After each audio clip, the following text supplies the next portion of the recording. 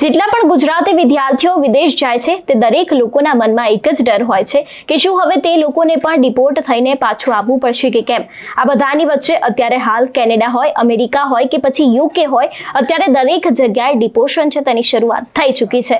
અત્યારે હાલ કેનેડામાં કેવી પરિસ્થિતિ છે તેની સાથે જ વિદેશી વિદ્યાર્થીઓએ કઈ બાબતોનું ખાસ ધ્યાન રાખવાનું છે તો દરેક વાત કરીશું આ વિડીયોમાં। નમસ્કાર, હું હંસિની અને તમે જોઈ રહ્યા છો નિર્ભય ન્યૂઝ।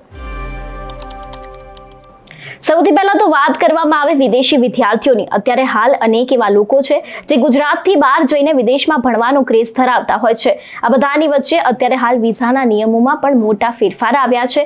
જો વાત કરવામાં આવે કેનેડાની તો કેનેડામાં પણ હવે આગામી સમયમાં ડિપોર્શનની શરૂઆત થવાની છે।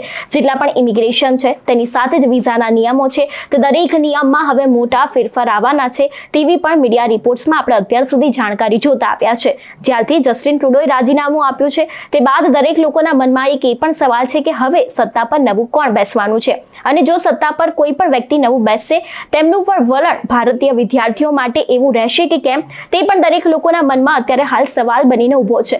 જો કે હવે આગામી દિવસોમાં જસ્ટિન ટ્રુડોની જગ્યાએ કયા બીજા નેતા આવે છે અથવા તો પછી કઈ સત્તામાંથી આવે છે તે પણ જોવાનું રહેશે। તેની સાથે જ એક વાત ખાસ એ જોવાની રહેશે કે તેમનું પણ વલણ જે છે અત્યારે હાલ ભારતીય વિદ્યાર્થીઓ માટે તેવું રહેશે કે કેમ તે પણ અહીંયા એક સવાલ ઊભો થાય છે। હવે વાત કરીએ અમેરિકાની। અમેરિકામાં પણ અત્યારે હાલ કંઈક એવી જ હાલત છે। અમેરિકામાં પણ અત્યારે હાલ ડિપોર્શનની શરૂઆત થઈ ગઈ છે।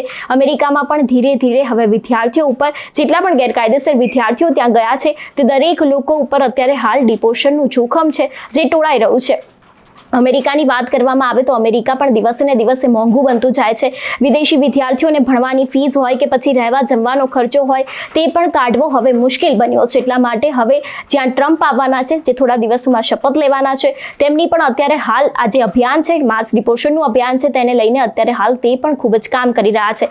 તેમને પણ અત્યારે હાલ બોર્ડર ઉપર અનેક એવા લોકોને તૈનાત કરી દીધા છે। એટલું જ નહીં તેમના દ્વારા પણ ડિપોર્શનને લઈને અત્યારે અનેક એવી વાતો છે, અનેક એવા અહેવાલો છે જે બહાર પાડવામાં આવ્યા છે। હવે અંતે વાત કરીએ આપણે યુકેની। આપણે થોડા દિવસ અગાઉ જોયું હતું કે બ્રિટનમાંથી લગભગ 16,400 જેટલા લોકોને ડિપોર્ટ કરવામાં આવ્યા છે। અત્યાર સુધી આપણે એવી વાતો સાંભળતા આવ્યા છીએ કે કેનેડા હોય, અમેરિકા હોય અથવા તો પછી કોઈ પણ વિદેશ હોય તે લોકો હવે ધીરે ધીરે લોકોને ડિપોર્ટ કરી રહ્યા છે। પરંતુ હવે આ બધાની વચ્ચે બ્રિટનમાંથી તો લગભગ 16,400 લોકોને ડિપોર્ટ કરી દેવામાં આવ્યા છે, એટલે કે તેમને પોતાના વતન પાછા મોકલી દેવામાં આવ્યા છે।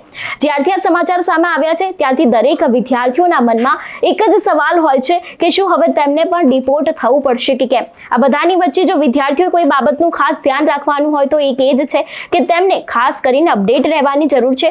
કોઈ પણ વિઝાનો નિયમ બદલાયો હોય, ડિપોર્શનનો નિયમ બદલાયો હોય અથવા તો પછી કોઈ પણ વર્ક પરમિટના નિયમો બદલાયા હોય તેમને ખાસ કરીને ધ્યાન રાખવાની જરૂર છે। તે વાત તેમને સમજવી પડશે કારણ કે જેટલા પણ તેમની પાસે કદાચ કોઈ ડોક્યુમેન્ટ નહીં હોય તો પણ તેમને કદાચ ડિપોર્ટ થઈ શકે છે તેવી પણ અત્યારે હાલ શક્યતાઓ છે જે દેખાઈ રહી છે। આ બધાની વચ્ચે જો કદાચ તમે પણ વિદેશ જાઓ છો તો તમારે આ બધા નિયમોને સમજવા ખૂબ જ જરૂરી છે।